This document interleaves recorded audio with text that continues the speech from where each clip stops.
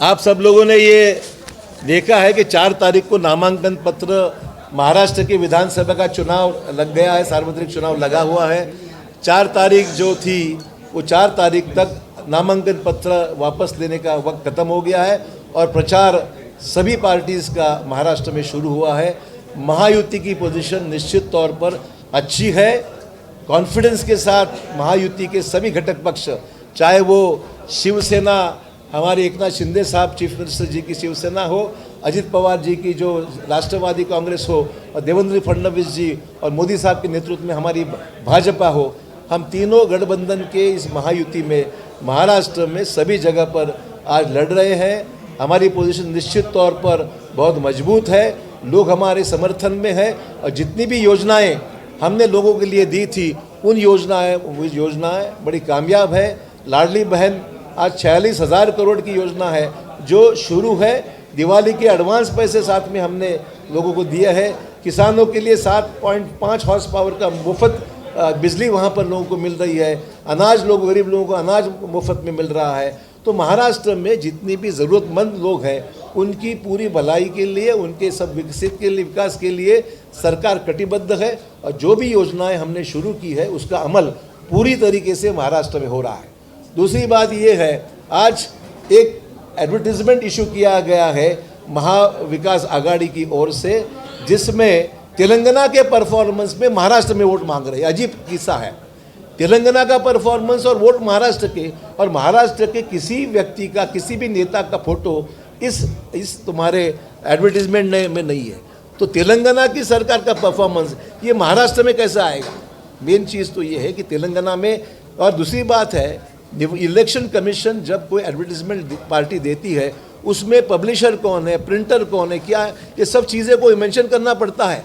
आज की इस इश्तिहार में न तो पब्लिशर का आज इसका नाम, पार्टी का नाम नहीं, प्रकाशक कौन है, क्या किया गया है, और कोई भी नेता का फोटो महाराष्ट्र के नहीं है। तो क्या ये चुनाव महाराष्ट्र के नेताओं को बाजू में रखकर चुनाव लड़ा जाएगा क्या? ये अहम सवाल इसमें पैदा हो सकता है। तेलंगाना की कई स्कीम्स बंद होने के रास्ते पर है।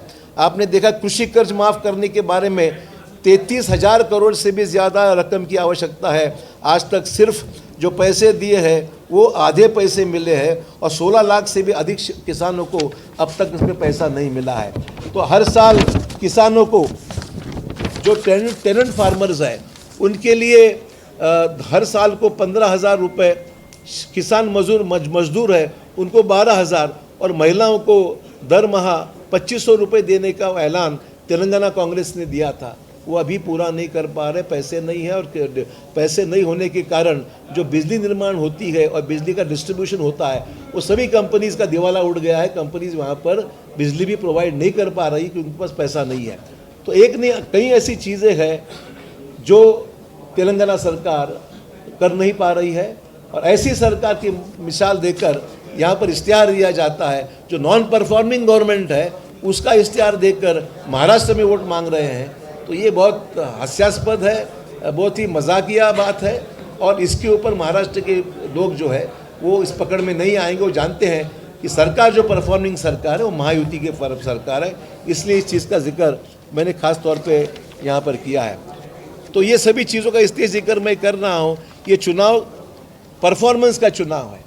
लोगों के सामने जब हम जाते हैं तो लोग हमें पूछेंगे आपने क्या किया है, तो 2.5 साल का परफॉर्मेंस, ये हमारा परफॉर्मेंस लोगों के सामने है जिसका अमल इस राज्य में हो रहा है।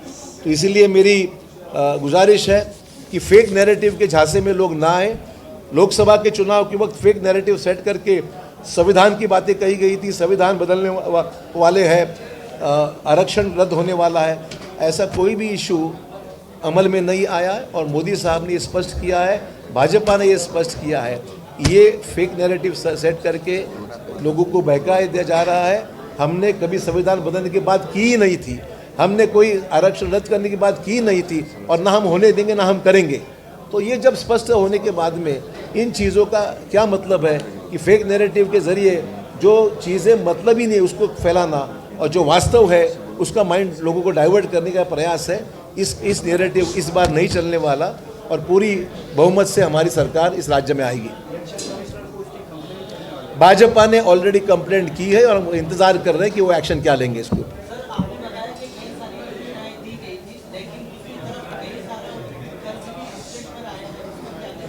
कर्ज लेना कोई गलत बात नहीं, जब तक आप कर्ज भर सकते हो तो लेने में कोई दिक्कत नहीं है।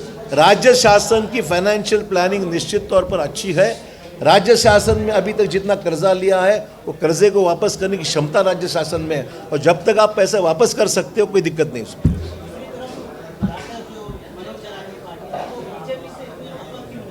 नहीं, खफा तो देखिए, आप उनकी स्टेटमेंट को डिस्टॉर्ट मत कीजिए। उन्होंने कल एक बयान ऐसा दिया था, परसों की बात है, कि भाजपा भी का नेता भी कहीं अगर वो मराठा आरक्षण के समर्थन में काम करता है उसको भी हम मदद करेंगे, ये बयान जरांगे पाटिल ने किया है। तो वो कोई पार्टी से कमिटेड नहीं है, ना तो वो महायुति से कमिटेड है, ना महाआघाड़ी से कमिटेड। उनका कहना है कि मराठा आरक्षण के समर्थन में जो भी पार्टी काम, भाजपा भी काम करती है तो मदद करेंगे, ये उनका स्टेटमेंट है उनका।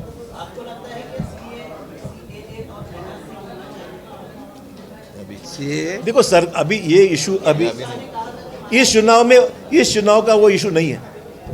ओबीसी और असाउद्दीन ये कह रहे हैं कि वो हिंदू मुस्लिम का जो इशू है वो चुनाव में लाया जा रहा है। बिल्कुल नहीं, भाजपा की ओर से ऐसी जरूरत ही नहीं पड़ती है। भाजपा की स्थिति स्पष्ट है, सबका साथ सबका विकास, और ये हमें जो साथ समर्थन देगा वो सबको हम स्वागत करते हैं।